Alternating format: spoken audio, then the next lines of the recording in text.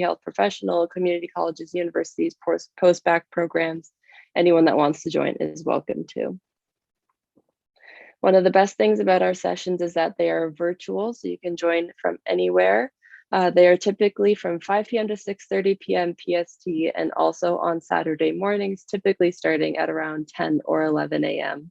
PST. So if you want to note those times, we also have a slide at the end of this slideshow with some of our upcoming events. So if you want to take a screenshot of that, be sure to mark those on your calendar. And after our session today, if you return to our website and log on, you can take a quiz. And if you score 70% or higher on the quiz, you'll earn a certificate to prove that you were attending our sessions today. And throughout the speaker session, if you want to ask questions, please put them in the Q&A. And at the end of the session, I will ask the questions to the speaker, just so we don't have multiple people talking over each other. So please just put them in the Q&A, and then we will handle your questions from there. And also be sure to follow us on social media. All of our accounts are at PreMedCC on all of the platforms you see here. It's a great way to stay updated on what's coming up next for our organization. And these are our events for March. So if anyone, I'll pause for a second in case anyone wants to take a look or take a screenshot of the events, and be sure to join us whenever you can. We have some great events lined up for March. So I will leave that up for about 20 more seconds, just in case anyone wants to note any of those.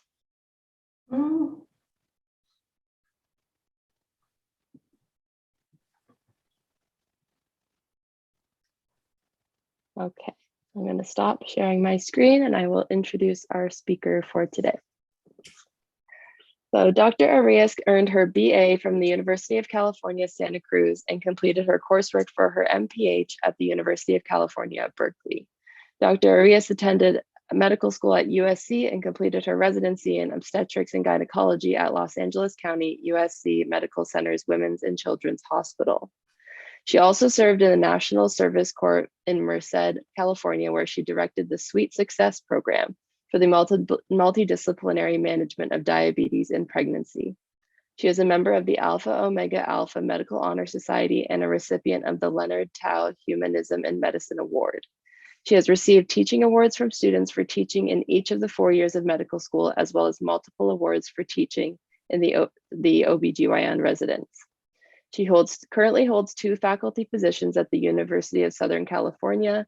She is Associate Professor of Clinical Obstetrics and Gynecology at the Keck School of Medicine and Clinical Associate Professor of Gerontology at University Park Campus.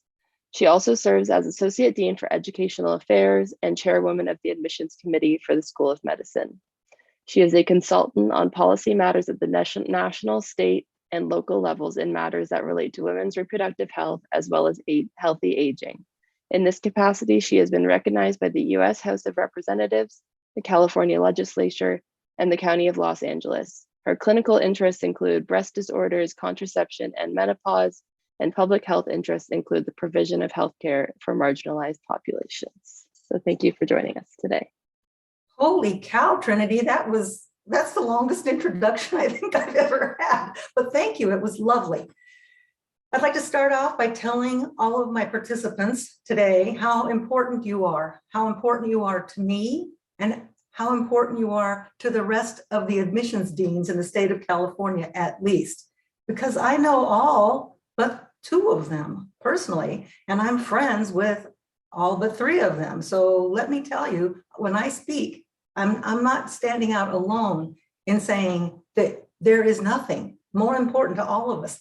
We meet twice a year just to make sure that we're doing what we can to open doors to the community colleges and the Cal States, because the UCs and the private schools, they don't need as much help, and they sure churn out a boatload of pre-meds.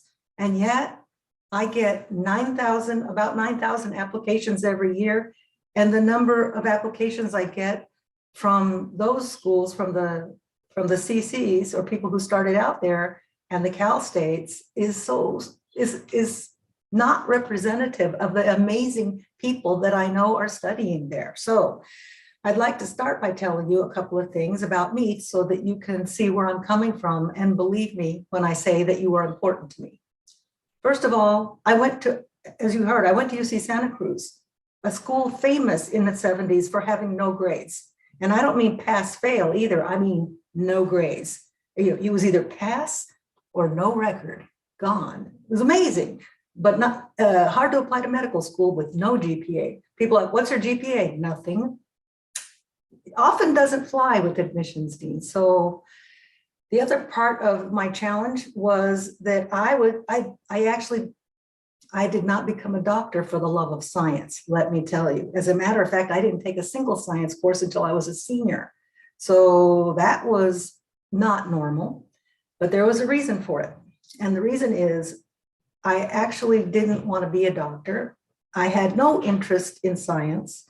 I became a doctor because of my interest in justice. Now, that may seem odd, and I originally intended to go to law school. I was even accepted to law school. They told me it was the best law school in the country.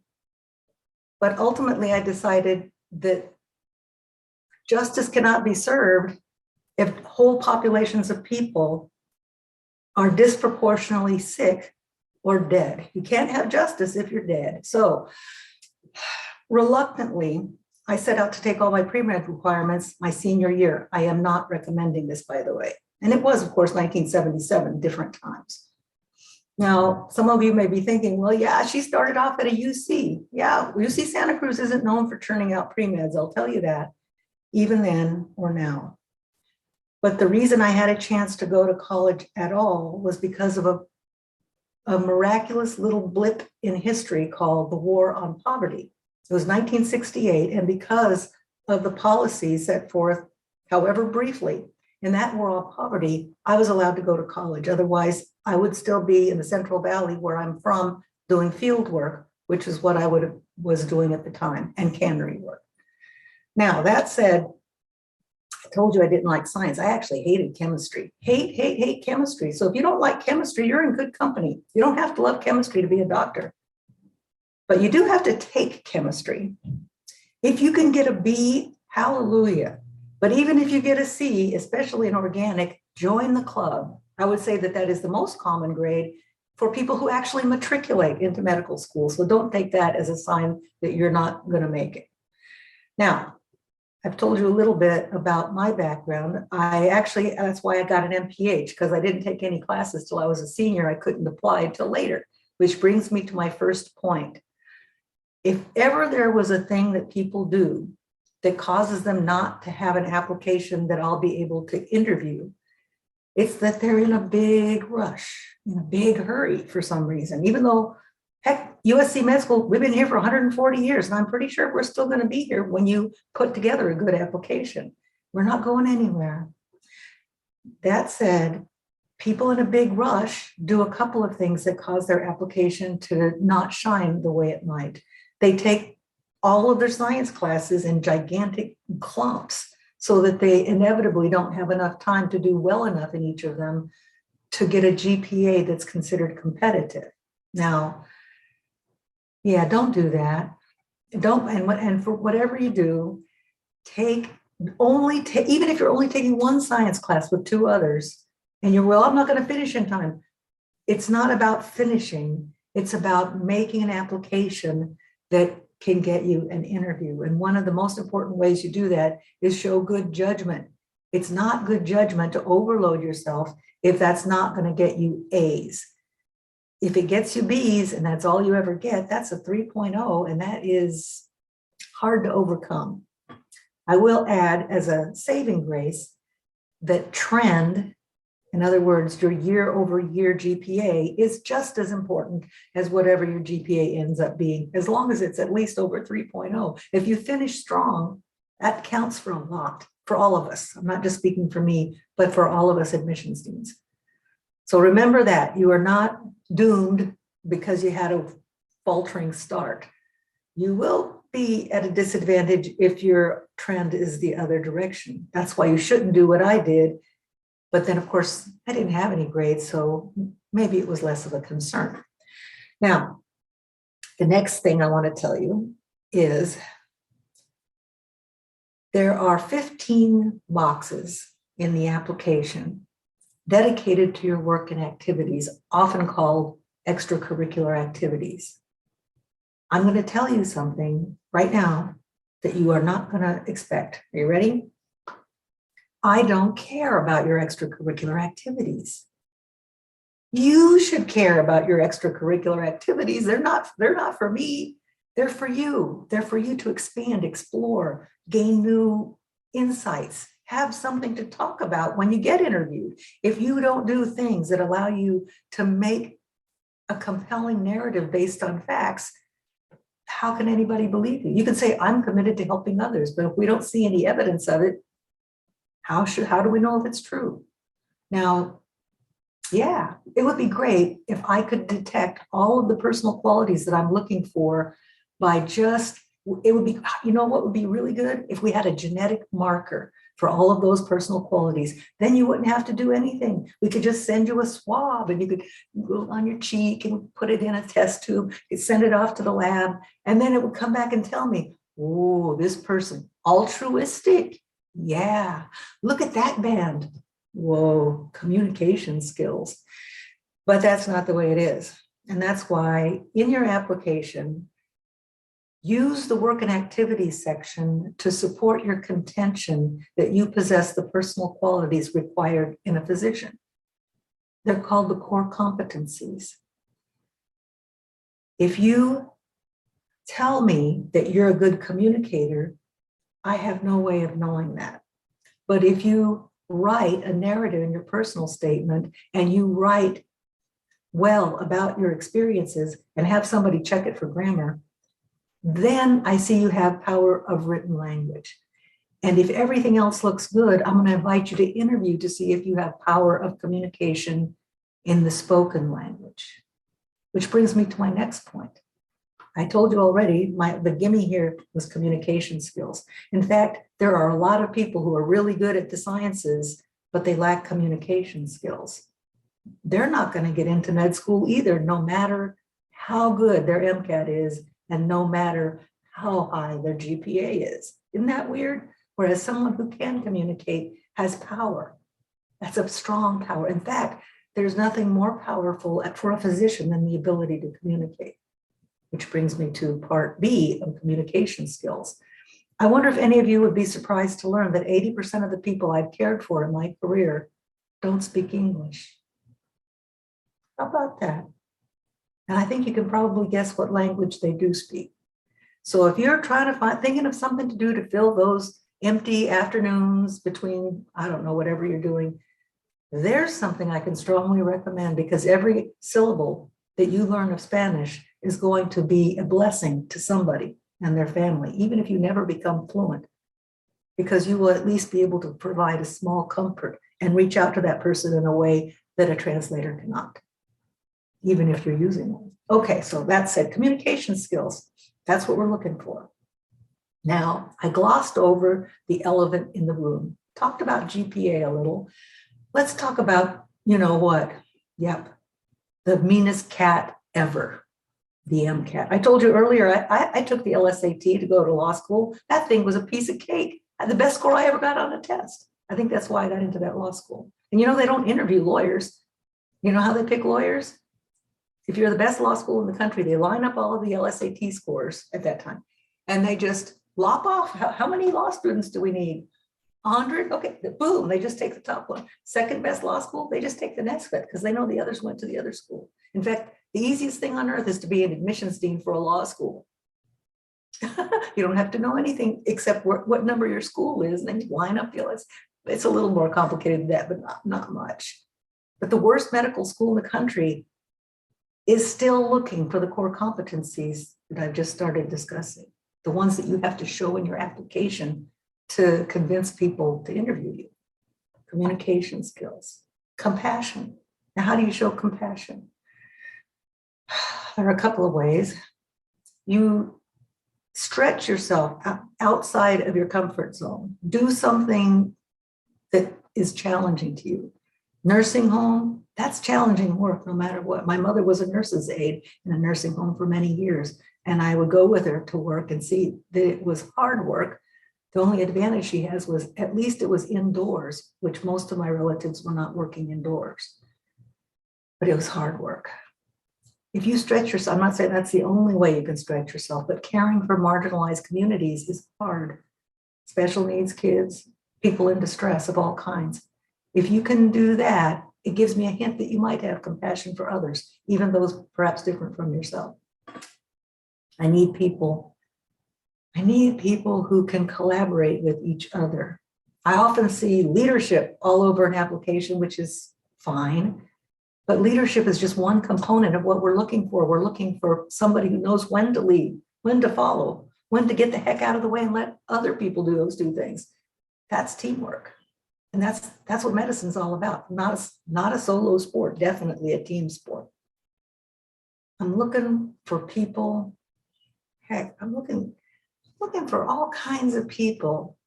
But when I ask my interviewees or applicants, what do you think I'm looking for? They often say things like well-rounded. Well, depending on what you mean by well-rounded, I'm not against it, but you can be laser focused on what's important to you. And if that's what you devote yourself to 100%, I can respect that too. Now, I don't want somebody who's like does unhealthy behaviors. I want you to exercise and eat right. But other than that, I don't care if you're well-rounded specifically. But if you are, that's fine. Yesterday, I had a student, when I asked this question to a group of pre-meds I was talking to, somebody said passion. I often get that as a response. And you know, I guess pity the fool who never had passion, but I don't actually care if you have passion or not.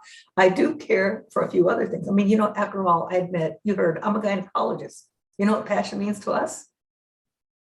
It's that state in which you make a lot of bad decisions can happen because of passion. Now, as long as you have everything else I'm looking for, you can have passion or not, I won't care. But you absolutely have to have a commitment to service. Now, many of you may know some pre-meds that you just can't stand. In fact, I want every one of you right now, and if you don't know any pre-meds you can't stand, well, you're not getting out at all, because there's plenty of them.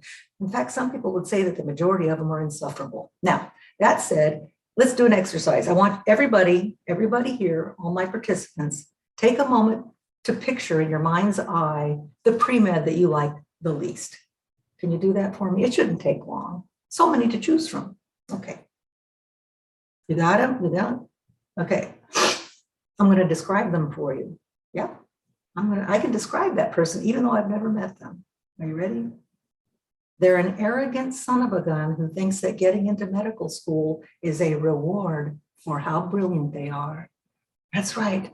Brilliance manifest, of course, by the grade that they got that's better than yours, or the class they got into that was so hard to get, or the lab they got into, or I don't know, the whatever it is. It's always something where theirs is better than yours. I think I'm probably describing at least some of the attributes that made that person so loathsome. And I got news for you. Sometimes, sadly, those guys do get into medical school. It happens.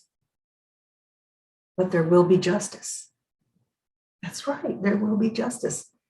Because even if those folks get into med school sometimes, if they lack a commitment to service, medical school is not going to be a reward. In fact, it's going to be a terrible punishment. I shouldn't be happy about it, really. I mean, it's a terrible waste of the taxpayers' money. But frankly, these guys get into med school and they find out they're not that smart after all. They're regular if they're lucky, which is fine, but they're not good with it. And then they discover that they're supposed to be taking care of these people. And you know who these people are, of course, our patients, just like our relatives, people who don't do what they're told. Oh my goodness. They eat wrong, they get chubby, they don't take their meds the way they're supposed to, they get sick. And this person lacking service, they don't like the patients. So they're condemned to a lifetime. Even if they do ortho, they're never going to be happy because they were tricked, they think. Medical school is not a reward for being smart. It's a rewarding career for smart, talented people who have a commitment to service. And then it's an amazing career, an amazing life. Your career is is a big part of your life. And this is the most incredible journey one can possibly imagine. Being invited into the lives of people and being generously invited in the times most challenging or most joyful. And you're there as a participant, even though you didn't even know them a minute before. It's crazy. Anyway, back to getting into medical school, the serious matter we're discussing. Of all the core competencies, the requirements, the personal qualities, the one that's most important is, of course, integrity. Yep. I need people who are going to do what is right, even if nobody's looking, even if they're not going to get credit for it, even if it's a difficult thing to do. I have to have people with integrity, because a doctor without integrity is among the most frightening of things. I've served on the medical board of California, the board that licenses and oversees the practice of medicine. And I've seen what can happen when a doctor lacks integrity, and it's scary, as Stephen King scary. I'm not exaggerating. It's the stuff of nightmares. And we cannot have that, because unlike law school, people who, almost everybody who gets admitted to medical school completes medical school. And that means they have to come in with these personal qualities at the beginning, because they can't be taught. It's something that you bring to us, something that we need. And we especially need folks who are from all different walks of life, because you might, I don't know if you know this, but California is like 3 states: Northern California, and then Central California, and Southern California. And the Bay Area and LA to San Diego, plenty of doctors of all kinds. Everywhere else, like Northern California down to Southern California, but the very tip rural part, all the way down the big middle, there is a shortage of almost every kind of doctor. So regionality is important. The groups that, there's all kinds of folks that are underrepresented in medicine. And if you come from that group or care for people in that group, you are a hot commodity. You should never think that, in fact, community college folks, the richest potential source of addressing the most compelling need we have here in California. Now you're going to say next, well, if that's true, how come it's so hard to get into med school? And here's the reason, or at least one of the reasons. You probably know that there are 12 MD schools and 3 DO schools in California. And yet the number of seats for the number of potential applicants is proportionally very small. We have, oh my goodness, we had about 7,000 applicants last year just from California. And how many of those do you think got to stay in California? About 1,000. So what happened to all those others, the 6,000? Were they all no good? Well, of course, probably most of them were good. Yeah, that's right. 7,000 applicants, 3,000 seats. So inevitably somebody, and you know what, the weird thing, well, that's not quite. I would say that there are 3 MD schools that say that they have a stated preference for California applicants, only 3 of the 12. The DO schools, I don't know if they have a stated preference for California, but they probably do, but that's not my area of expertise. Yeah. Oh my God. He was saying 3,000 seats, including the DO schools. Holy cow. I thought that seemed like a lot, even with we've had 3 new MD schools opening up, but I was pretty sure they didn't comprise an extra 1,000. So yeah, that explains it. Nevertheless, oh, by the way, with regard to DO schools, we have DOs on our faculty. I have DOs on my admissions committee. If you can get into a DO school, that's fine. In fact, those of you who have a strong commitment to stay in California, I'm going to recommend that to you, because I'm going to go on to tell you that most of the successful California applicants don't get in California. Even though we're looking for you, I want you to be prepared to put together a strategy that includes a sufficient number of out-of-state private schools and some public schools, that you have a chance to get interviewed, enough chances to get in. The most important thing is that you get into medical school. I don't care where it is, as long as it's not in the Caribbean. I don't recommend that. But any other school in the US that's accredited, that's your goal. You need to be interviewed so people can see how amazing you are. Now, where was I? Oh yeah, so that means strategy. If a California applicant, a good California applicant doesn't get in, it's often because they lacked strategy, not that they lacked personal qualities or even grades and MCAT scores. There's a whole lot of good MCAT scores in that group, and yet only about 1,000 get in California and 1,500 get in out of state. So that's what, 2,500 out of, yeah, that's not very many. And the reason for it is lack of strategy.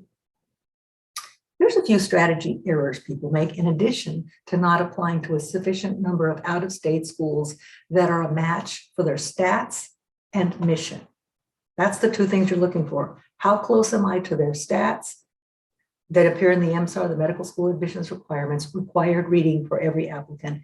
How close am I to the stats and the mission? They're both important. If you match the stats but don't match the mission, it doesn't work. The historically Black colleges and universities, excellent place to apply if you come from that background, but relatively not quite as strong a choice if not. Same thing, 3 schools in Puerto Rico, 3 of the Puerto Rican schools consider mainlanders, and yet for some reason nobody applies there. Puerto Rico is part of the United States. I have to tell people that sometimes because they think they're Caribbean schools. They are LCME accredited US MD schools. And yet even people with Spanish language skills neglect to apply there. That is a strategic error. Now, if you get into a school you prefer, that's fine. Lucky you if you get a choice. Most people who get admitted to medical school only got into one school. Now, where was I? Strategy. Oh yeah, here's another bad strategy. So there's bad strategy number 1, not applying to a sufficient number of out-of-state schools where you're a match for the stats and mission. 2, the MCAT. I put the MCAT, I keep trying to put it off because it's not something everybody wants to talk about. I understand that. It was the most miserable test I ever took. But that said, you got to take it. And my advice to you is to take it once well. It is an enormous error to take the MCAT without completely being sure that you're going to get a score consistent with success. That's one of the biggest errors that I see. And so you say, well, let's just see how I'm going to do on that first one. And then you get, I don't know, 494 or something. And that is just not going to work. It's just not going to work. That doesn't even work at DO schools. It'll work in the Caribbean because I'm not referring to Puerto Rico. I'm referring to the 60 offshore schools that are designed to accept Canadian and US students. Yeah, it'll work there, but that's not going to get you necessarily to becoming a physician. You'll be happy to take your money though for tuition. They will be less happy to graduate you or get you a residency position. Now, let's get back to strategy on the MCAT. So do not take the MCAT, do not take it lightly. As a matter of fact, I don't want you to take it until the AAMC full-length exams. There's only 4 of them still, 4. Those are the best tests of what you're likely to get on the exam. So don't waste those. They're precious. Yeah, your MCAT is like herpes. You can't get rid of it ever. It's going to be there in your application, and we can see it every time you take the MCAT. We're going to see what that score was. You can only take it 7 times, but very few people take it more than 3 times. And I can't really recommend that as a strategy. It is a poor strategy. The trend should be in your GPA, not your MCAT. Your MCAT should be 1 strong score. Now, if you take the MCAT and for whatever reason, in fact, here's a way not to blow it. If you're sick or something happens, your grandma dies the week before, don't power through. That is a setup for disaster. Just cancel it. It's okay. You don't need all 7 of them. Just cancel it. Don't do it.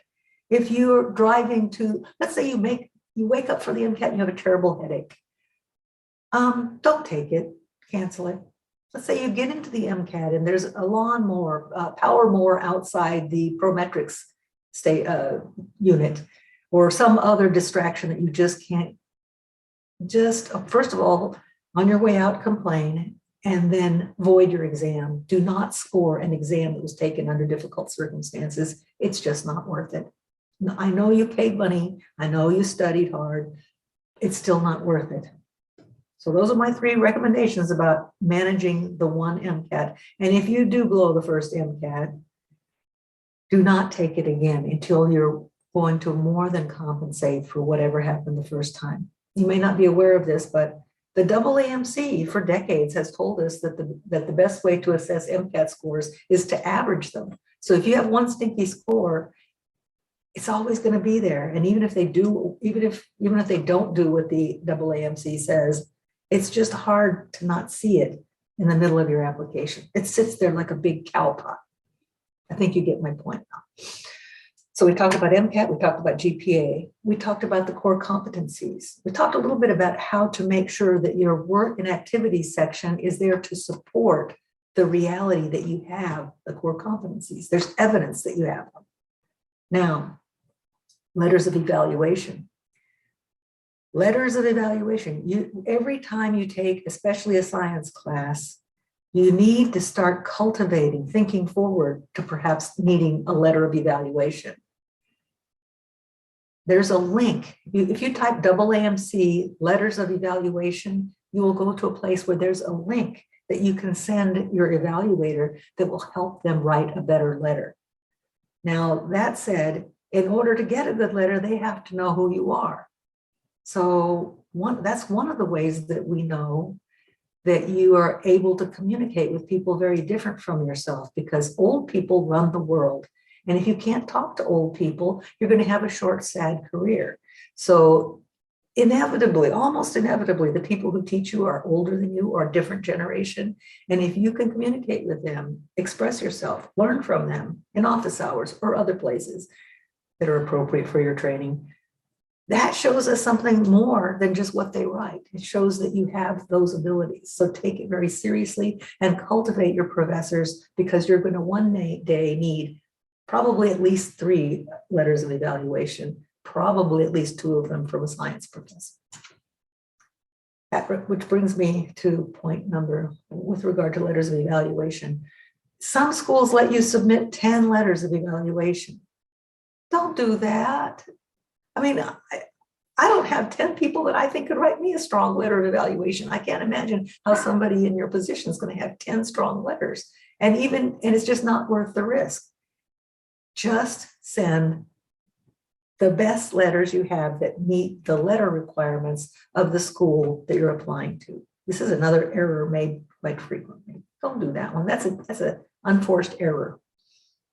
Now, where was I? Oh my goodness, 36 minutes.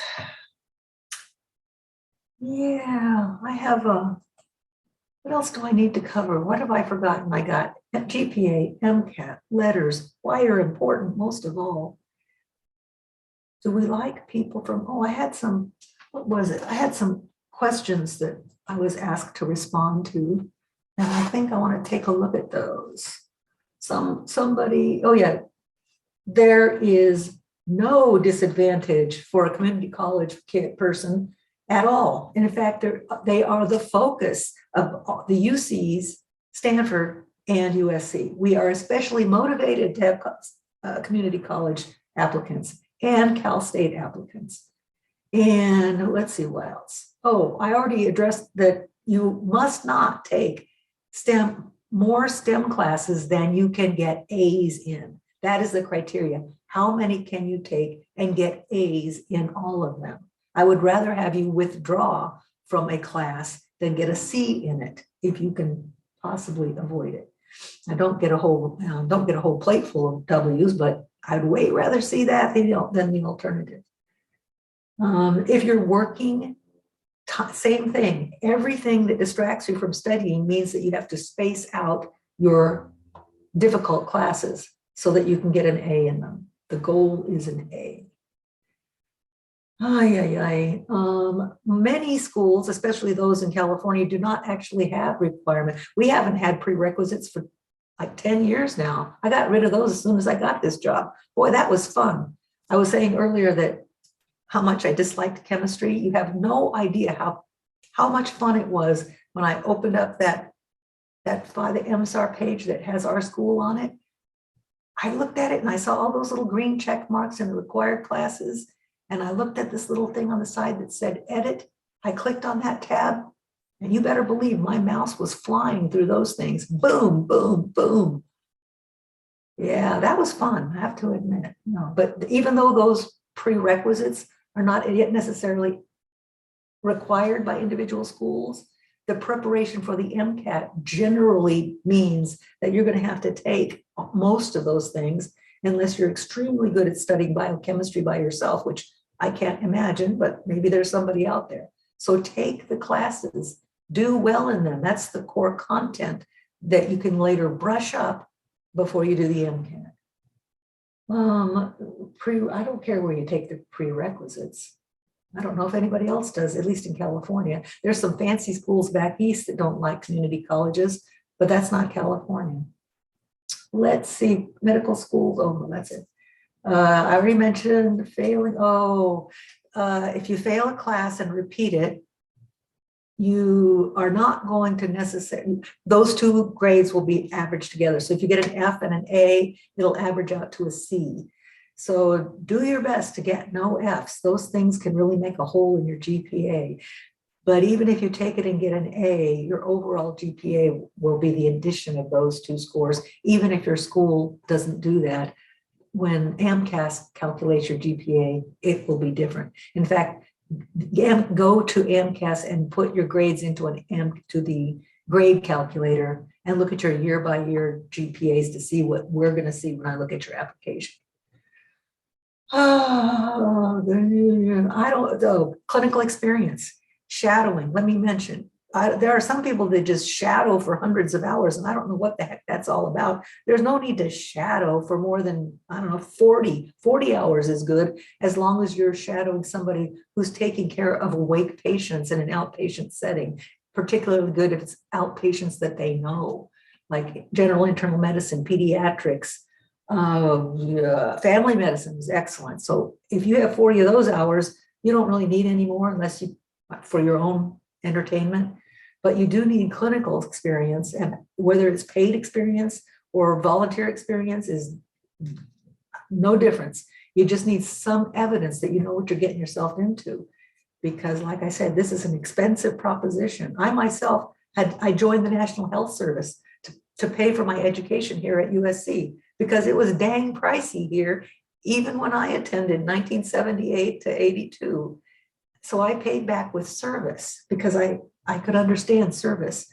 I don't know if I ever understood money. Money's still difficult. But anyway, so yeah, get your, doesn't matter whether you get paid experience or volunteer, as far as I'm concerned. Now, let's see, what are the other questions I'm supposed to be telling you about? Oh, research. I would estimate that about 90% of the students in my school have some research experience, maybe a little more than that some years, but you don't necessarily have to have research for sure. And as long as you have enough idea about what research consists of, and you can talk about hypothesis-driven research, I mean, even a modest amount of research is extremely helpful, but not required. And like I said earlier about whether you're well-rounded, somebody who has amazing validated commitment to service, language skills, if they have an abundance of all those things, I don't care if they have research experience. If that's not what they're interested in, I'm good with it. Same way, but the opposite is not necessarily true. I can have somebody with 10 publications, and if they don't have these other things, I don't care. Let them go to, let them go to WashU. But anyway, no, I think most of us here in California realize that research opportunities are good, but not required. And almost nobody has a publication. So if you're lucky enough to get on a publication, hallelujah, lucky you, but that's far from the norm. What else did I have? Is it time for the Q&A? Trinity? Sure, Trinity, you could. Okay. Oh, let me look at the question. Or do you want to read them to me? Or should I look at them? Trinity's going I to can read them too. to you. Okay, I'm ready. Veronica asks, for an applicant who has a criminal conviction that has subsequently been set aside and then pardoned, how does the admissions evaluate such a candidate? It's going to be, it varies by school and by state. So depending on the age at which the conviction occurred, it may or may not have to be divulged.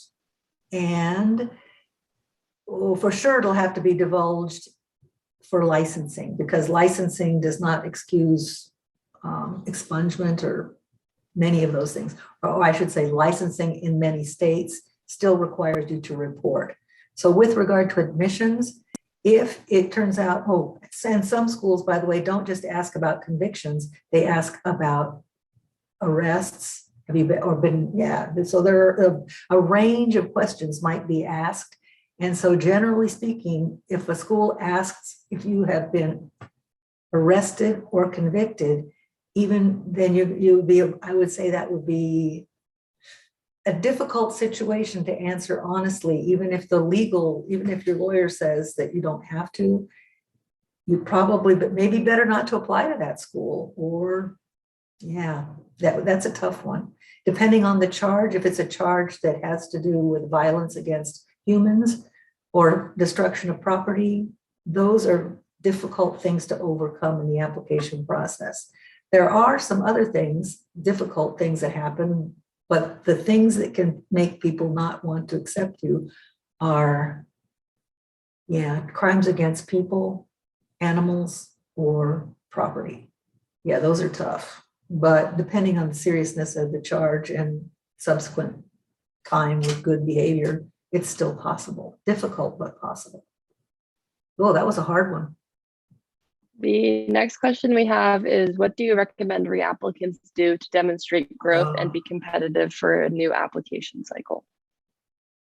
There are two things. One of them is identify why you didn't get accepted the first time. If the only thing that you did wrong was only applying in California, then you can, but the rest of your application is strong, then you can immediately reapply, pre-write the secondary questions for the schools that you have now identified as being the target schools, and then go ahead and apply immediately. This is one subgroup of reapplicants. The next group are reapplicants who have a deficit in their application. Identify the deficit, address it, and do not reapply until it is available to be seen on your application, which usually means that it's not an immediate reapplication. Because if you've just been applying all year, whatever you didn't necessarily address the deficit, and it will take time for the thing that you did to appear on your primary application. Sending updates is not an effective way to show that you have grown from whatever it was that caused you not to get admitted. Now, if you got interviews and didn't get admitted, that's a different story. If you can identify what was lacking in your interview process, your ability to communicate, your whatever it is, your anxiety, there are all kinds of things. And yeah, Julian's telling me the criminal background service is conducted. Yeah, that's excellent. Thanks. Did you put that in the chat? Okay. Where was Yes, ma'am. Okay, good. You can see it. Where was I? Oh yeah, reapplicants. Many schools only allow you to apply to their school twice. We happen to be one of them. So that's another reason not to apply until you're confident of getting in. But if you don't get in, make sure that the second application is as strong as you can make it, because many schools do not consider more than 2 applications. And the third one is, even the schools that don't say that they will not look at reapplicants on a third time, that's, even though it's not a policy, it is sometimes a practice. I don't know if that was enough on reapplicants, but let's go. The next question is, what is the reason for not recommending the Caribbean medical schools? There are over 60 schools for profit in the Caribbean that opened up to prey on vulnerable pre-meds. Now, because the United States at the end, let me put it this way. So what happens is, if you look at the data on how many people enter school, even at the so-called Big Four, which are the better of the 60, most of them do not finish school, but they still have to pay the exorbitant tuition that they are charged. And the reason that's true is because there are no clinical sites for all those people. The business model of Caribbean schools is to flunk out on purpose a sufficient number of students so that the small number that they are left with, they can find clinical spots for them that they pay for in usually substandard clinical environments, like community, well, I'll just say substandard. So students from the Caribbean have a huge disadvantage. They are not likely to be considered good candidates. They're going to be the bottom tier and that's if they're lucky enough to make it to the point of being able to apply for residency. Those schools don't even let you sit for step one until they're sure that you're going to pass, which means that a lot of people never get to even take step one. So they're flunked out either at the end of their first year or at the end of their second year. So if you're going to a school whose business model is to flunk you out, I can't really support that. And then you still have to pay the tuition and the 2 lost years that you have. Yeah, that's not a good gamble. In fact, that shows poor judgment, which is another reason that program directors are reluctant to take Caribbean students, because they got there for a reason and judgment wasn't one of them. Now, inevitably, at the end of the match, there are usually about 4,000 open spots. And those 4,000 are the places that go mostly to US seniors that didn't match. And then after they're done with that, there's still a few thousand left every year. And that's where the Caribbean students, if they were lucky enough to graduate, are likely to get. And they're not necessarily in the specialty they wanted to practice or the location they hope to get. So for all those reasons, I don't recommend it. The next question from Michael asks, how do I know if my stats are good? And how do I know if my strategy is correct if I only have online resources? I don't really have peers around me to compare to, and I'm not sure how truthful or accurate the anonymous posters online can be. There are a couple of ways to look at that. One is the medical school admissions requirements has, if you pay the $36, that you don't get the good information unless you pay the $36 or share it or find it in the library or something. But the medical school admissions requirements that we call the MSAR, it has the 50th, the median MCAT score, GPA, science GPA, and the 10th and 90th percentiles of people who matriculated to school. You take your scores and grades and you look there, and if you're a perfect match for this school's mission, let's say you're all service all the time. There's 4 Jesuit schools there, except for Georgetown. But anyway, there are 4 Jesuit schools, very service oriented. So they might be willing to consider you, even if you're near the 10th percentile of matriculants, if you're very powerful, aligned with their mission. And they're not the only ones. The 4 Jesuit schools are St. Louis, Loyola, Creighton, and Georgetown. So if you look at your strategy and you're all service, but 10th percentile on GPA and MCAT, and you didn't apply to those schools, plus other schools with a commitment to service, then you can improve your strategy that way. If your GPA or MCAT was the reason you didn't get any interviews, because as you look at the MSAR, you're well below the 10th percentile for almost everywhere, except, I don't know, schools that you're not eligible for. I mean, you're not going to be, not everybody's eligible for Loma Linda, and not everybody's eligible for the HBCUs or the Puerto Rican schools for that matter. They're also mission-driven schools. So even if your stats match their mission, even if your stats match the school, if you don't match the mission, that was just a donation, which is nice, but doesn't get you further. There's an organization I can recommend called the National Association of Advisors in the Health Professions. They don't counsel people that are actively applying, but people who are in the process of putting together a strategy. They will appoint you a free advisor if you don't have one, and they're the sweetest. I mean, they are aggressively supportive of the people they counsel, and they're strong advocates for pre-meds of all kinds. So that's another place that you can get resources besides being online. And actually, some of the online resources, if you know, I don't know if you want to call them resources, but I think I know what you're referring to. I don't know if I can recommend Reddit as a source of information, because that seems pretty unmoderated for the most part. But anyway, so I hope that's enough to help you with finding resources. The next question is, would you please talk about the clinical experience of interaction with patients and its importance? Before or after medical school? Before. Okay, before. If you, as I mentioned, I didn't perhaps mention this, but medical school's hard and it's expensive. And if you don't know, if we don't have evidence that you know what it's like to be around people who are sick or dying, and even my amazing patients, my adorable patients, when they're sick, they can be scared.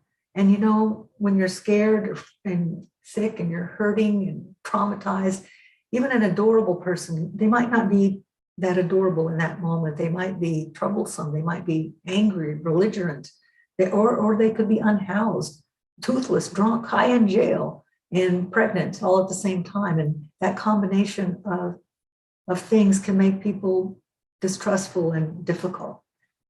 But I need this applicants to know that not all patients are going to be in a good mood. And if you don't see that before you go to med school, you might be in for a big surprise, which we don't want you to be surprised. I guess that's my answer. The next question is, what was your biggest challenge in regards to being an OBGYN? Oh my goodness.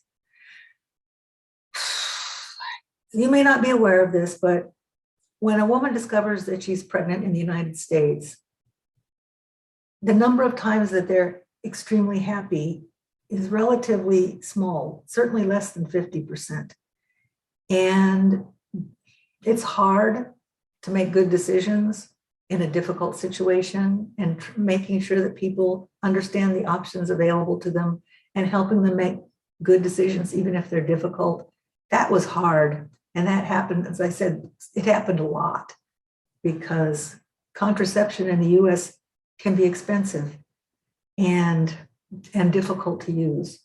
And some contraception, you have to rely on your partner, and not all partners are reliable. So yeah, I would say that managing difficult pregnancies was the hardest part of being an OBGYN. And the most amazing part was actually gynecology. I loved surgery, and to take a situation in which somebody was in pain and bleeding for years on end and relieve them of that suffering, that was amazing. And to be able to do it in like 20 minutes in the OR and take somebody who was miserable and make them joyful, that's magic. Sorry, so that was the lows and the highs over a career. The next question is, does USC have a preference for California residents? And if so, what makes an out-of-state student stand out? Although we don't have a stated preference for California applicants, it turns out that, as I mentioned before, California has a huge surplus of amazing applicants, and they're more likely to stay here than people from other states. If you're from Michigan and you get into the University of Michigan and here, pretty good chance, despite the weather, that you're going to stay in Michigan. So we tend to pick people from out of state who have some association with the school or the region. If they have family, if there's some reason to believe that they would prefer to come here over other fine schools that they're also eligible for, well, then we will interview them too. But for the most part, there's so many good, it's hard to go picking fruit in another state when the fruit here is so good. So it's not because we have a stated preference for in-state, but the out-of-state folks, if they're just as good and have a reason that I think that they might want to come here, then they too will get interviewed. The next couple of questions have to do with letters of intent or letters of recommendation, or however you want to put it. So yeah, letters of intent. First off is, what happens if you cannot obtain a science letter of recommendation, either due to a bad grade or because it has been more than 5 years since you have taken that course? Should you retake the science classes? Don't retake the same class. Take another upper division science class at a community anywhere, UCLA Extension, but take another one so you can make friends with a professor. And you do need a signed letter. You can't.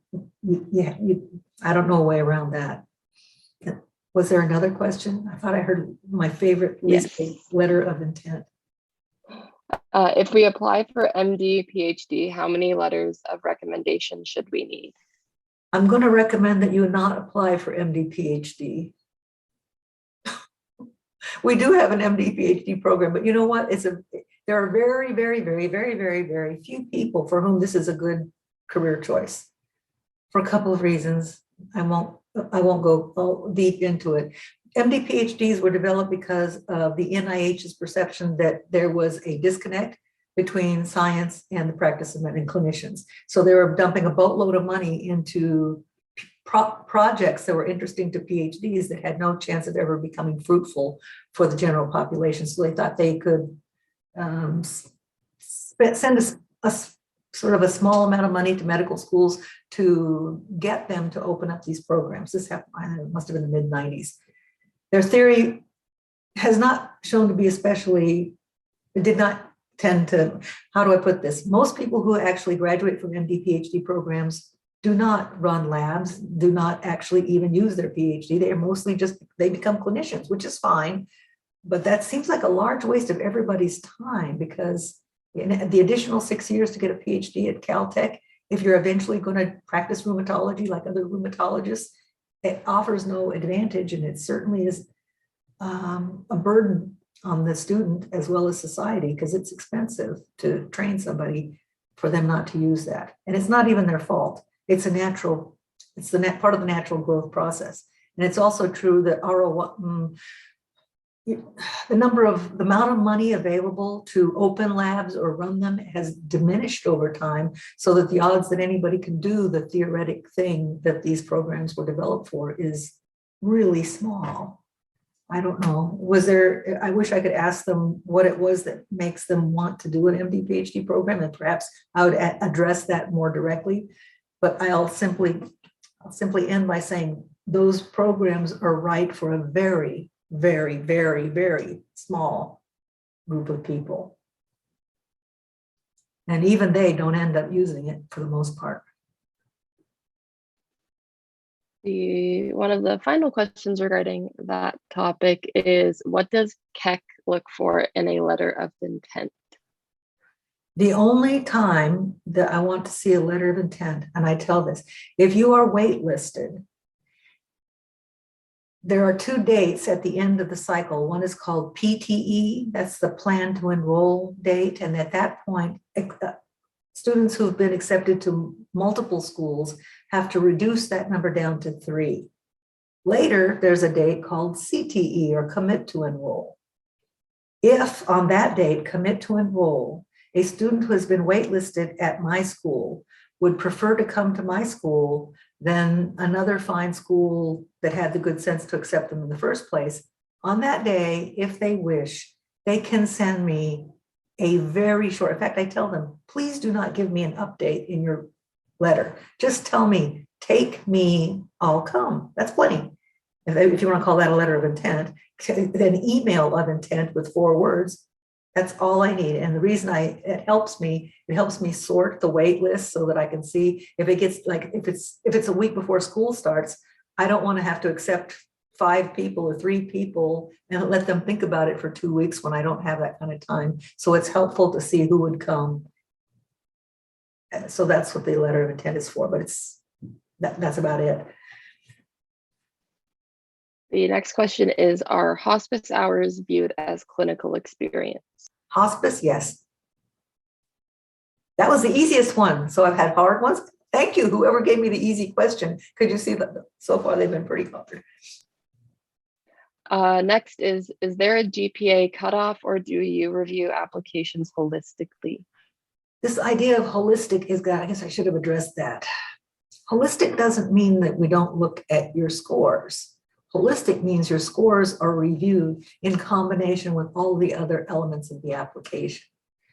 So, is there a GPA cutoff? Well, no, but inevitably, it's going to be hard for a person who has a sub 3.0 GPA or an MCAT less than 500 to be seen favorably in a situation where we have thousands of people who have overcome those types of setbacks.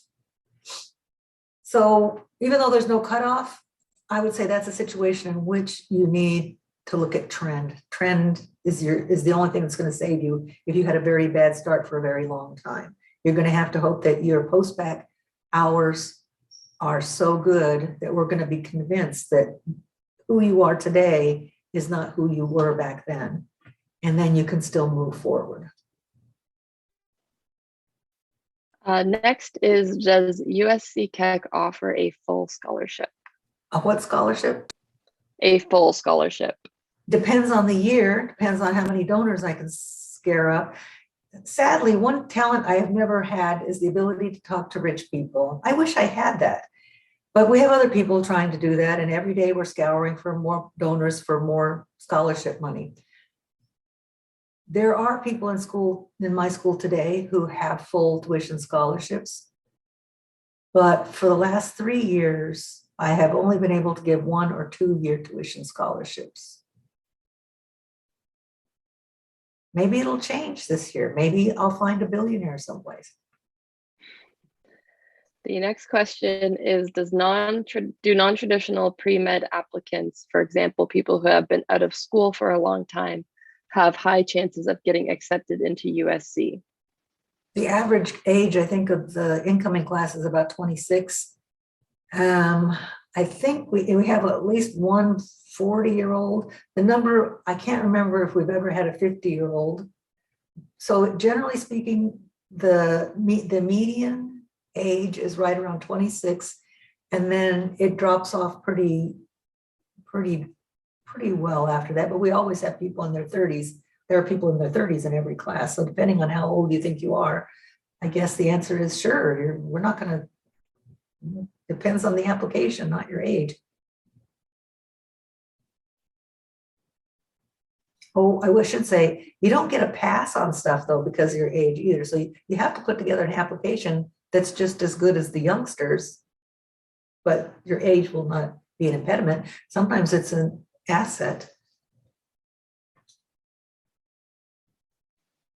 The next question is, how would a master's degree factor into an application? For the most part, master's degrees have little effect on an application to an MD school. Even science masters are, anybody who's taught in a master's degree or received a master's degree. I went to Berkeley. It was very hard to get an A as an undergrad. I didn't go there. They would have killed me. But in grad school, everybody gets an A. So master's grades cannot really reliably be used to be an estimate of academic excellence. So master's degrees, by the way, you learn a lot. I learned so much, and I'm so happy I did that, but it didn't have anything on getting into medical school. It has little effect on it at all. Master's degrees, there are these things called special master's programs. They have different names, and there's millions of them, not millions. There are dozens of them across the country, and they have, depending on the particular program, they can tell you what the success they have is for the students that successfully graduate from their programs. And so if you're considering one of those, investigate thoroughly whether it's going to be worth it to you, because it will be worth nothing else except for improving your application for medical school. Unlike other masters that have independent value, like public health, hospital administration, all those things, psychology, whatever it is, there's an independent value. The special master's programs have no other value except to improve an application to med school. So think really hard before you do one of those, because they're expensive and there's no guarantees, but at least look at their data to make sure that they're supporting you in a way that's likely to improve your odds. Post-bacc programs have the advantage that post-bacc grades are averaged into your undergraduate grades and are considered part of your GPA trend. So both of those are ways to remediate a less than strong undergraduate performance, but they have different. You can do a post-bacc, on your own. You don't have to have a special program. You can take a class here and there. Oh, let's see, combined program. Oh, yeah. We have other combined programs. You can get a master's degree while you're in medical school. That's probably more fun. You have MBAs, MPHs, all kinds of things that you can do after you're admitted to medical school. But prior to medical school, the grades in those masters do not improve your odds of getting in, sadly. There's an exception to this. DO schools, the DO schools actually do average master's grades into your undergraduate GPA. So that's something to think about if you did a master's and got all A's. The DO schools, it's very favorable. Oh, that reminds me, another difference between DO schools and MD schools is in letters of evaluation. A lot of people think that you need a letter of recommendation or evaluation from a physician. Oh, please don't send me a physician letter. Those are the worst letters ever. It's not because you're a bad person, but usually they're shadowing letters where all your job was to be quiet and unobtrusive. And can we really expect that somebody that you shadowed is going to write you a letter of evaluation with any value whatsoever? No. So MD schools, there's only, I think, 5 MD schools in the country that request a clinical letter. It doesn't have to even be a physician. Rosalind Franklin, both of the Arizona schools, Utah, I forget what the other, USIS. So that's about it. So for the other MD schools, don't be trying to get a letter from a doctor. For the DO schools, they love a DO letter. If you can get a letter from a DO, that really improves your odds of getting interviewed at a DO school. But for MD schools, generally speaking, don't waste time on getting a physician letter. They're usually pretty bad anyway. Doctors are terrible at writing letters. They love everybody too. If somebody follows them around for a few days, they love them. So that's nice, but not really what we're looking for in a letter of evaluation. The next question is, as a non-traditional student, I have shadowing experience from nearly 10 years ago, but I do have current clinical experience. Should I have more recent shadowing experience, or is the clinical experience enough to account for the time difference? If the shadowing experience was at least 40 hours of the type I was describing, primary care shadowing, and you could still remember who you shadowed, so you could put it in your work and activities showing a sufficient number of hours, I would say that the subsequent clinical experience would be sufficient.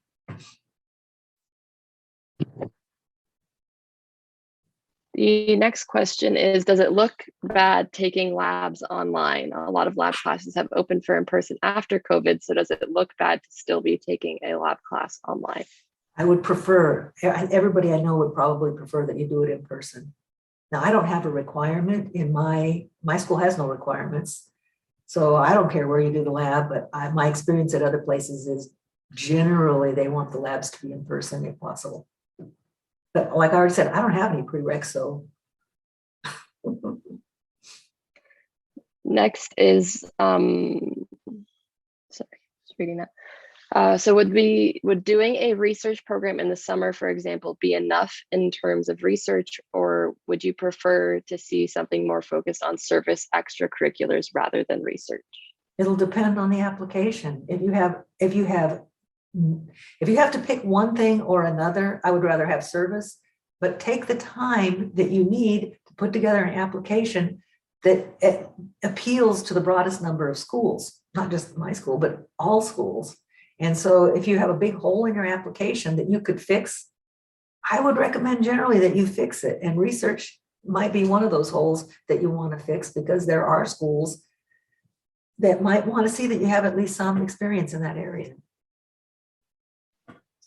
Next is, can you talk more about your involvement in policy? Why do you think it is important for the next generation of healthcare providers to be involved in policy? When the moment that I knew that I needed to become a doctor was because I was Jerry Brown. Let me put this. Jerry Brown was governor a long time ago. And when he was governor the first time, I was in college.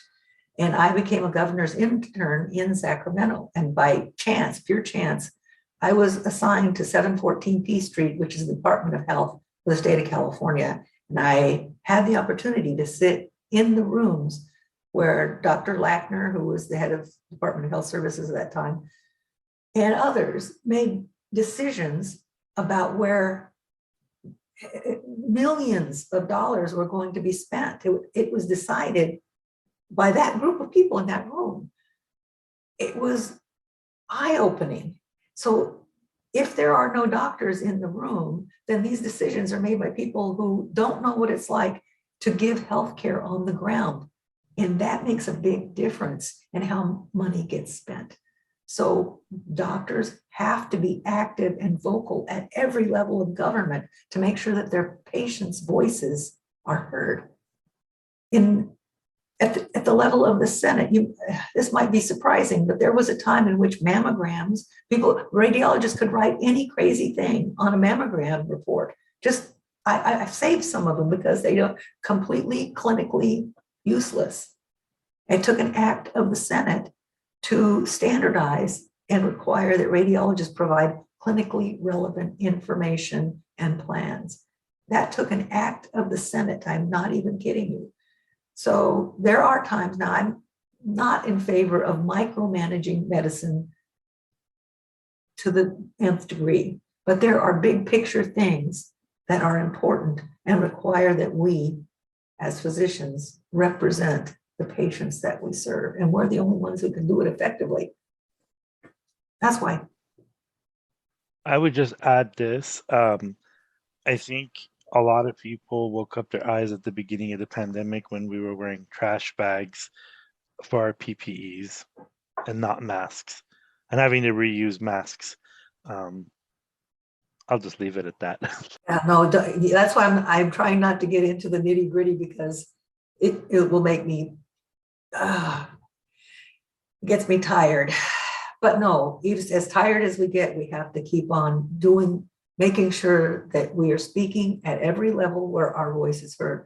I have to sign up to go to the CDC.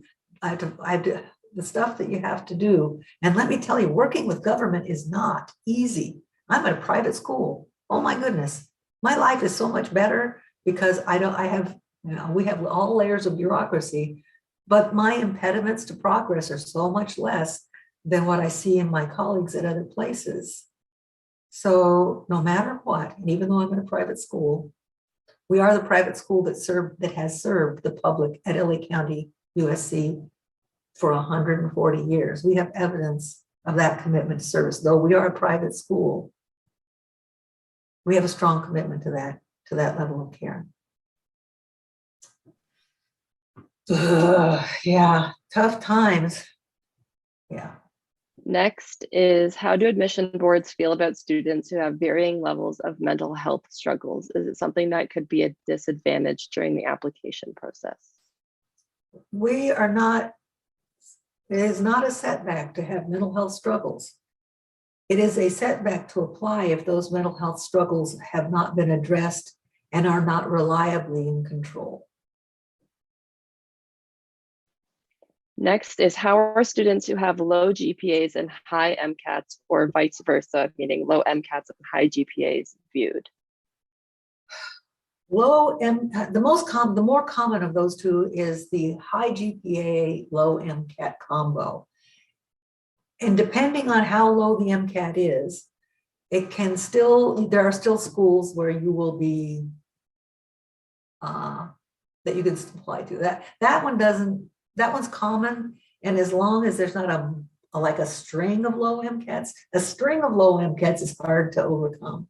But a single low MCAT, and by low, I'm saying, I don't know, 502, 503, and you have a 3.9 GPA from somewhere, Cal State LA. There are not very many MD schools that are likely to interview you with that combination, but the DO schools will, and you'll still be a doctor. So you just have to find the places that will accept that combination. Now, the other combination, that one is a lot more tricky because the differential diagnosis for that combo is a lot more iffy. So what kind of things would lead up to somebody having a 2.9 GPA and a 520 MCAT? Not very many things can explain that combination. And all of them are things that are impediments to being successful in medicine.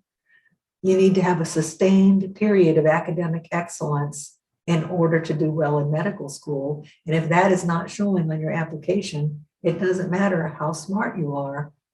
The combination is what's important. So this other person with the lower MCAT score, they had a sustained period of academic excellence and then a moderate MCAT score, like I said, low 500s, that can still be okay. This other one, where there's a big disconnect the other direction, that one will scare most schools off. So in that case, what I would recommend is a sustained period of academic excellence and then reapply, either with that same MCAT score, or if it expires, take it again. If you can get 520, heck, you can probably get at least 518 on the next time, no matter. Sorry, that was a long answer. Next is, are there any negatives to shadowing family members who are physicians? Well, it's an opportunity, but I don't think I wouldn't put that on my application. I mean, you can go ahead and do it, but I don't think anybody's going to, I don't recommend that you put it on your application necessarily. If you have a family friend or family member who's a physician, that means they know doctors that will be happy to let you shadow. So use that as a segue to another person who will let you shadow them. That's a big advantage to have a family member who's a physician, but use it to your advantage and not to make it look not weird. Heck, there are people whose relatives write them letters, and I only find out because, well, don't do that either. I guess I'll leave it at that. Next is, does scribing look better as clinical experience than hospital volunteering? They're just different. I mean, if you get a chance to scribe, great. But it doesn't look better necessarily than volunteering. It doesn't look worse. They're just both ways to be of service. Another question. One gets paid. One gets paid though. So I don't know. That might be an advantage. Another question about some volunteering work is, does international service look less or more valuable than domestic service? You know, it depends, but generally speaking, international stuff does not help you. In fact, I generally don't recommend that people put there are companies. Like 2 weeks you go somewhere and you're not certified, but you're doing medical stuff. No, that is absolutely detrimental to your application. That's why, generally speaking, we are so soured on the fact that vulnerable pre-meds get taken advantage of by companies that send them off for a week someplace where they may or may not be doing things that they wouldn't be able to do in the United States. We are completely against that. And if you did that, don't put it on your application. Don't do it. If you join the Peace Corps or something and you have a certification, you're an EMT, or you have other skills, and you use them in the Peace Corps, oh, that's different. Go right ahead and put that on your application. But these other things, don't do those. We have people right here who need help. But that would be useful. And if you can't find somebody in California, there are states all over the United States where they'd be happy to have you if you have skills or training. And that's the other thing. I suppose there are situations, if you're going someplace else to provide sustainable care for people, or training people in another country to provide sustainable care, that's different, but that usually takes a whole lot more than a couple of weeks. And so that's a special case. Yeah, those international things, for the most part, I do not recommend. Another question, which is pretty specific, is how do you view online bachelor's degrees, specifically from the University of Wisconsin? I took all the core sciences in person at a brick and mortar institution, but getting the degree online. I took this route because I needed to work while going to school. There is no indication on the degree that distinguishes me from the in-person degree. Do I even mention this on my application? I don't think, there's no need to, as long as you got a bachelor's degree, that's all we care. I had somebody apply with a bachelor's degree from the University of Phoenix or something, or one of those places. We still took her, but the dean did laugh, I will recall. Next is, how many students does USC typically accept off the wait list? It varies by the year, a lot, not a lot. It's not usually very many, I will say that, but the last few years, when we had more students that were entirely acceptable to the committee, than I had seats for, I deferred those students into if they wanted to, I deferred them into the subsequent year. And so because we had those students from the previous year, they weren't on a wait list, they were already accepted. So the wait list movement was pretty limited. So generally, I would say that More than one, less than 1,000. yeah, for sure. I would say right around, I don't know, 15-ish would be a goal. That would be a number I would be shooting for, is around 15. I don't know. But I'm the dean of admissions. Every year, every admissions dean is terrified of the end of the cycle for fear that we have over accepted. And every year it happens someplace. And I just want to avoid it happening if at all possible. But I also don't want to wait list more people than I have to. So it's a balance that all of us suffer with, not just the applicants. The next question is, what are the differences between MD, PhDs, and DOs? MD, PhDs, and DOs? Or maybe just MDs and DOs. Yeah, MDs and DOs. The only difference that we are licensed by two separate organizations in the state of California. There's a board of osteopathy and there's a medical board. We have two sets of exams that are different and separate. DOs have a separate class that they're required to take and pass that we do not have to take and pass. DOs historically had residencies that were reserved entirely for DOs, whereas medical MD affiliated residencies sometimes or often allowed DOs to apply and be accepted into their program. So there were historically have been different residencies, although now they are all united under one residency application program. So those differences have diminished. Other than that, there aren't that many. DOs and MDs have identical rights, hospital privileges, and there's no difference with regard to practice. Oh, the PhDs are not well, PhDs, a PhD is a doctorate. However, PhDs are not allowed to practice clinical medicine. Generally speaking, the only exception being some PhDs in psychology in some states are permitted license prescription privileges. But PhDs generally are not, do not provide clinical care, except for psychologists. Yeah, I think that's it. Social workers, I don't know if I would, that's sort of like clinical care. But other than that, it's the prescription rights is a big difference between PhDs and MDs or DOs. Next is, how has COVID affected the admissions process? Well, we used to see people, alive people around a table, feed them lunch, take them around. And now we can only do those things at the end of the cycle. Hopefully there will be fewer restrictions at the point that we have a day when we invite the accepted students to come visit the campus and see us, and we will feed them and talk to them. In the old days, we used to do that 3 times a week in small groups, and that is the biggest change. Now, Zoom has replaced in-person interviews. There are strengths and weaknesses to this modality, but that's the biggest difference.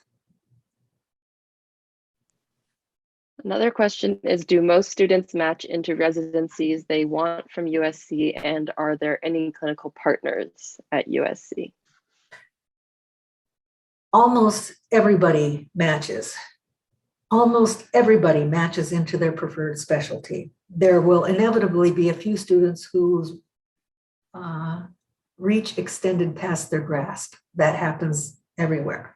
We do the best we can to make sure that those students have a plan to move forward, and we often put well, how should I put this? We do whatever we can to make sure that I think last year we only had 2 people who didn't match, and we found things for them to do so that they were successful on a subsequent attempt. I guess I'll leave it at that. So it does happen. Well, clinical partners, we are clinical partners with one of the largest county hospitals in the West Coast. LA County USC is a gigantic enterprise that has just about every residency, we have every residency, we're affiliated with a hospital that has an enormous clinical reach with every possible program. So yeah, we have enormous. That's one of our, in fact, the county hospital is our, it is our identity to a great degree. Next is I made mistakes and have a low MCAT, which is sub 500. What should I be shooting for in the second score to compensate? I think that you can get into a DO school with a strong showing, I think 504, and you can get into one of the newer DO schools. If you want to go to an MD school, and like the school that opened up in Fresno, the DO school in West Clovis, I think a 504, they would probably potentially be willing to overlook a sub 500 first attempt. For an MD school or a chance at MD school, depending on the strength of the rest of your application, I think 507 would be reasonable. Next is when I first attended community college, I failed all my classes and was dismissed due to my low GPA. I came back to college years later, doing significantly better. Will my past 2 years of bad grades significantly hurt me? Some school, well, depending on how many screeners a school has, if at the time you apply, your GPA is below 3.0, it's going to be pretty hard, even with trend, to overcome that, because the first screener may just remove you from that pool. However, schools where if you represent a group that's highly sought after and you have dramatically demonstrated a sustained period of academic strength, the people who read, the schools where a human reads screens them, not just a staff member, you will still have a chance if the rest of your application is strong and you have the more recent evidence of academic strength.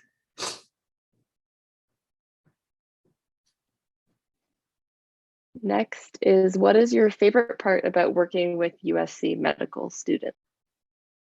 I picked them myself and they're adorable. There's, you know, I'm an OBGYN, but I never reproduced. Every time I had a lot of chance to think about it, but ultimately I decided that was not for me. And what I did learn was that picking my students from people who had already accomplished so much. So these are my children. I get 186 of them every year. And they are, if you could just see them. I was speaking, my students who are first years, for yesterday, organized a group of pre-meds. They brought them to the med school. So I would talk to them. They took them around, they motivated them. They are everything. They amaze me every day. They make me so happy and proud. So I'm so glad that I have all these children, every type, every color, every 42 languages spoken in my second year class. People from all over the world are my children. This is the best. I highly recommend it. Another question is, do you think the next cycle of interviews will be online as well? In our last meeting, the California admissions deans decided that yes. Well, pretty much yes. Barring unforeseen circumstances, it certainly appears so. Another quick one is, does it matter if you go to a Cal State or a UC? Doesn't matter to me. It matters to me whether you have good grades, whether you accomplished what you needed to do. I mean, I actually like Cal State graduates. I'm an advisor to Cal State LA. They're right in our backyard. Yeah, nothing wrong with that. If someone took a class 10 plus years ago and got a C and took it now and got an A, do those grades still get combined even though they were taken that many years apart? Yes. That was an easy one.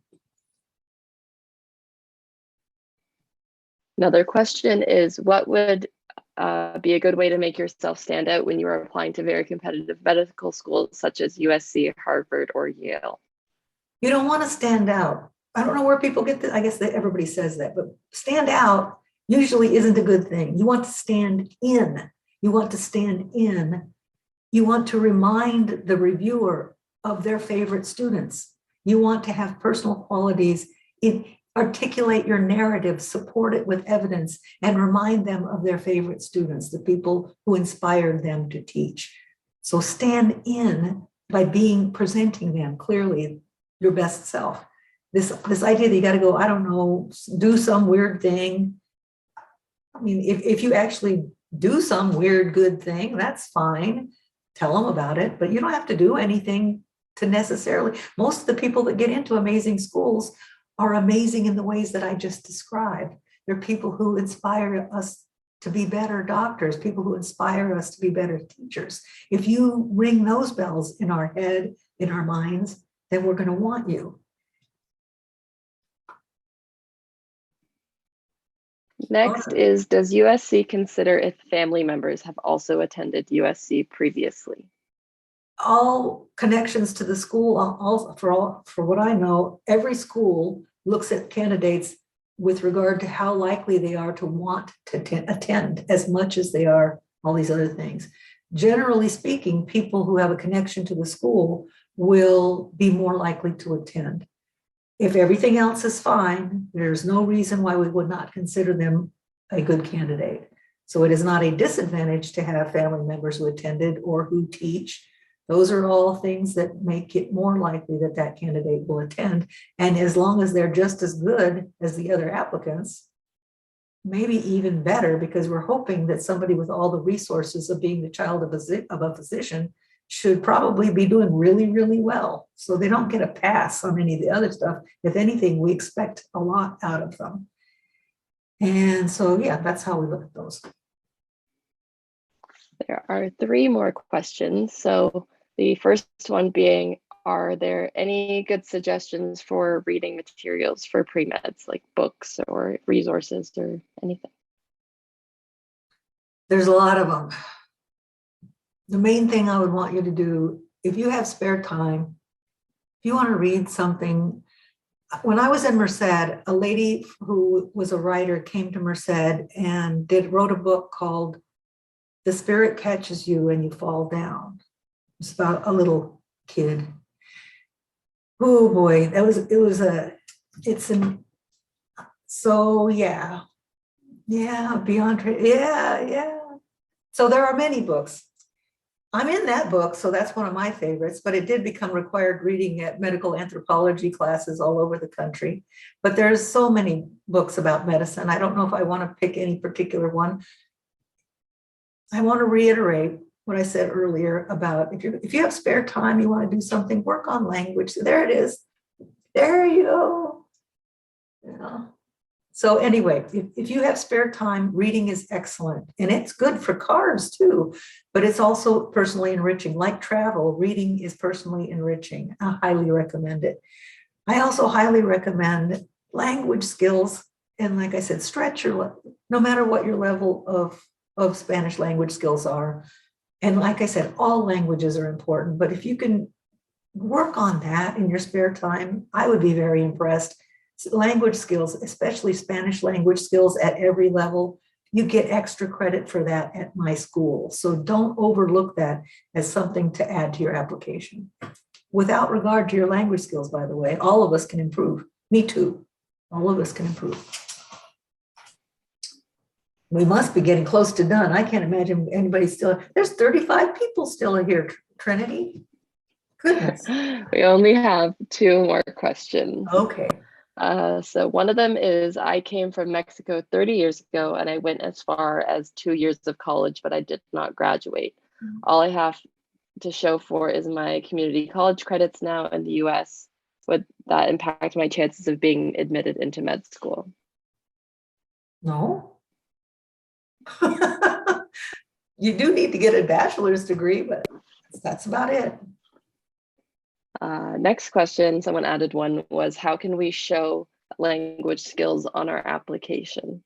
There's a place in the primary application where you write languages that you speak, whether you spoke them at home or not, to what degree they were spoken at home, and then you rank your own ability as basic, what does it go? basic to fluent, and there's several, or basic to native, and there are several choices in the middle. So you just indicate that.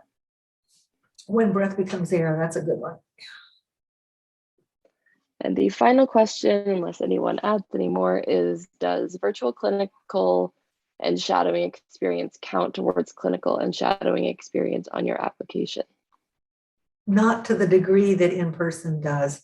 There have been situations where we've stretched ourselves to accommodate the pandemic, but now that things are getting more accessible, I strongly recommend that you focus on trying to find in-person opportunities. So we have about 1.5, actually almost 2-hour presentation on clinical opportunities, experiences with COVID, like contact tracing, all of these different things. I would highly recommend you to watch that, because when you're going to be applying, some people are going to find a way around finding those opportunities. And so watch it. It will be useful. But again, it's up to your discretion. Are we good? And Oh yeah, one more. more. Someone snuck one in. Does USC require the AAMC SJT or the AAMC VITA? I have a low opinion of those so-called situational judgment tests, and I have an even lower opinion of the company, the for-profit company that made the first one. And so, no, we don't require them, and I find them, other schools may, if they like it and they want to use them, if it works for them, that's fine, but not while I'm Dean of Admissions are we going to be using any of those.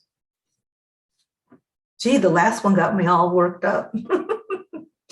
That company that Altus, the company that invented, I guess it was invented at McMaster, but that thing is, oh man, that is just, those people are strong, are pushy. And for what? For very little evidence of benefit. That's my opinion anyway. Are we all good? Time to say goodbye? Yes, we have no other questions. All right, guys, I only have one more thing to say, which is I absolutely want to see an application from you. Please do your best to get to the point where I can interview you. And though I enjoyed talking to you today very much, because I'm the Dean of Admissions, I cannot provide you individualized. I'm in a group setting like this, I can absolutely talk to you, but you have access to amazing advisors here. And sadly, I cannot be one of them because I need to avoid the appearance of impropriety. And if somebody found out that I was giving advice to a single person, that would make all of the other thousands that I was unable to counsel, that would make them feel like they didn't get a fair shake. So you have amazing people helping you here. Turn to them, use their advice, take their advice. All right, that's all I had to say. It was lovely meeting you, Trinity. Bye, Jubin. Thank you. You too. Thank My you. pleasure.